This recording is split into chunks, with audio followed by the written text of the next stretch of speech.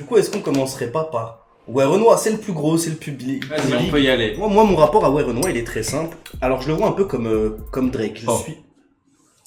Pause. Le mec, il commence tout de suite. Pause.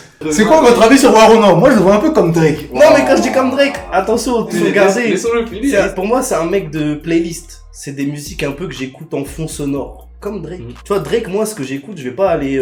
j'ai pas le même rapport à Drake qu'un mec que j'aime vraiment dans le rap, comme mec ou meuf, comme Doechii ou Tyler the Creator, etc. où je vais m'attarder dessus. Je vais plus écouter ça en magasin, quand je vais faire du shopping. Du chopping. Non, et en fait, j'ai un peu ce rapport-là avec Werenoi dans le sens où je l'écoute plus en fond sonore. Je vais jamais m'attarder 2 fois à l'écouter. Et en vrai, parallèle à Drake dans le sens où ça fait 3 années consécutives qu'il est top vente stream annuel, etc. Ça reste quand même le numéro 1, en termes de chiffres, en tout cas, il est numéro 1. On peut rien dire dessus. Donc, j'ai une approche d'écoute un peu tranquille. Je me suis pas pris la tête. D'habitude, on est là, on suranalyse, on surécoute, on surréagit et tout. Là, j'étais juste happé du triple V, forcément. Damso, Werenoi, happé, mais en me rappelant que c'est pour un album de Werenoi, donc en vrai, vas-y tranquille. Ne sois pas le plus hypé toi non plus.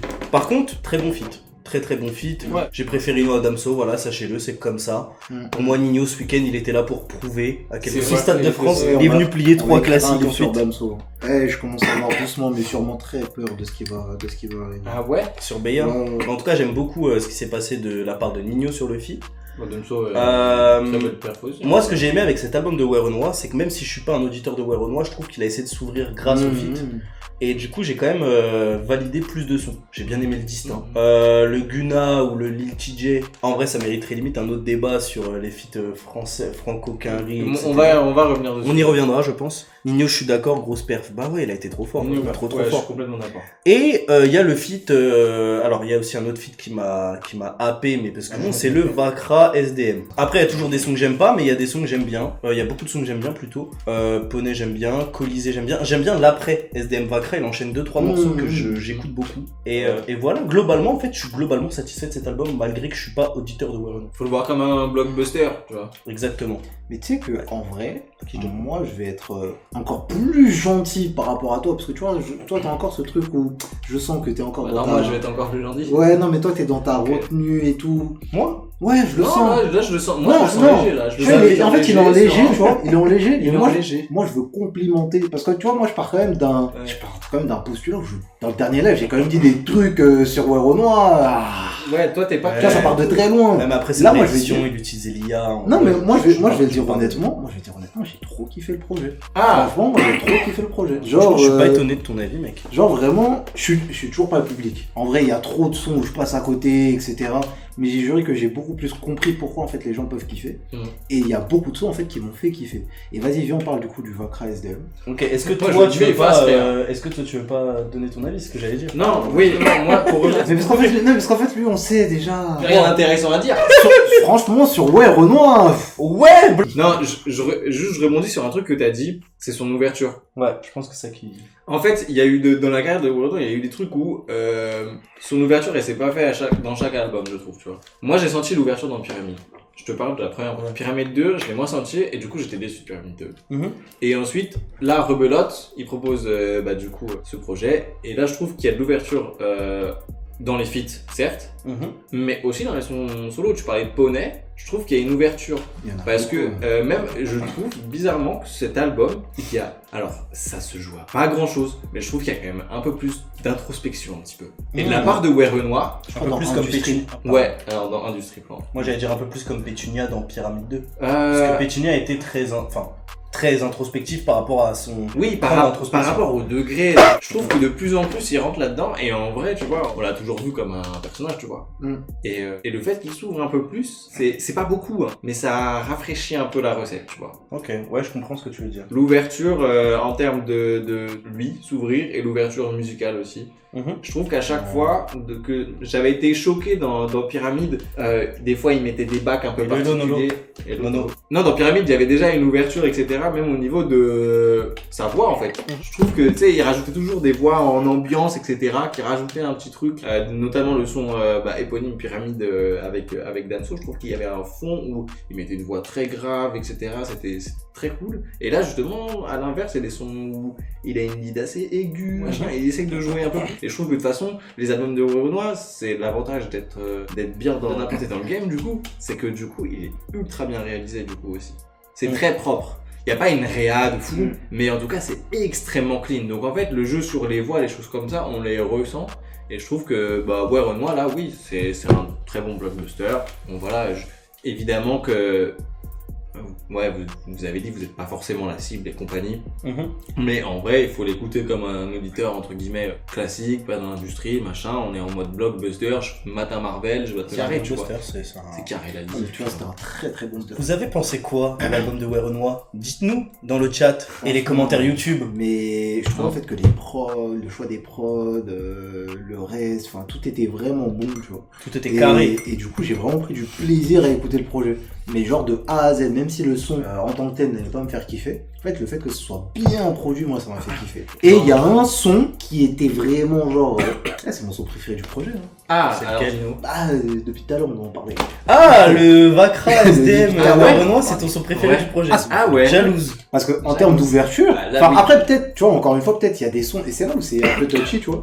C'est quand t'écoutes pas de base un artiste et en plus que tu kiffes pas, ça se trouve il y a des sons, ça se trouve il l'a déjà fait, mais j'ai juste pas écouté. Mais là pour le coup, toi je sais pas ce que t'en as pensé, mais moi j'étais vraiment en mode, déjà Vakra, en vrai, l'avenir de Vakra franchement, en tout cas moi je sais que du bon, mais depuis son dernier projet c'est une dinguerie. Cette vraiment l'apparition elle est ouf. C'est une dinguerie, son apparition vraiment, j'abuse peut-être. En vrai j'abuse peut-être parce que la personne dont je vais parler, c'est à un niveau encore au-dessus, tu vois. Mais, tu vois, il y a eu Kalash qui est apparu dans, si je me trompe pas, 2 projets, là, donc de Franglish et de Renoir. Et en fait, c'est des apparitions, tu vois, par exemple, t'as un Nino, tu vas le ramener, il va être très très bon, mais il va être très très bon dans un délire. Mais, enfin, dans un délire rap, etc. Mais en fait, un Kalash et je trouve un Vakra, il te ramène un univers tellement riche, c'est choquant. Et du coup, en fait, aujourd'hui, tu les ramènes eux en feat. C'est pour ça que Kalash, en vrai, je compare pas, parce que lui, c'est depuis des années, et c'est en fait plaisant de voir que encore aujourd'hui, il est incroyable.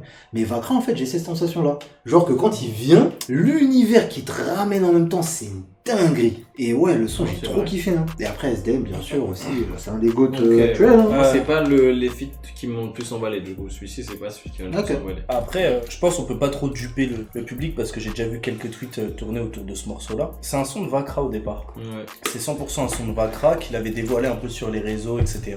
Qui est même dans l'édition un peu bonus de son album d'avant, de Pygmalion, qui s'appelle J'ai répondu à mon ex de base, et qui a été hyper bien repris, je trouve, et réadapté, moi, de la part de Renoir, et surtout SDM. J'ai beaucoup aimé comment SDM a pris la prod.